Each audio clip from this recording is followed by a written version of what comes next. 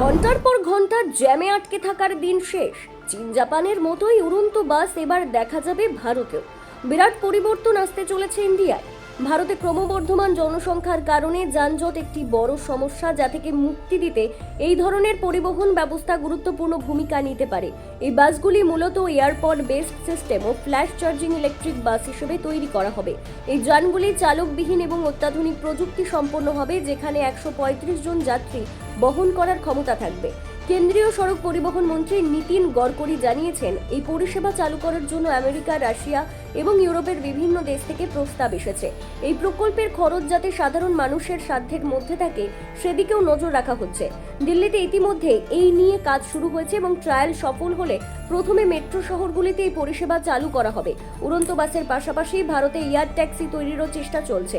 অন্ধ্রপ্রদেশের গুন্টুরের চাভা অভিরাম নামের একজন ব্যক্তি এমন এয়ার ট্যাক্সি তৈরি করছেন, যা যানজট কমাতে সাহায্য করবে। এই ট্যাক্সিগুলি ব্যাটারি চালিত হবে এবং পরিবেশ বান্ধব হবে।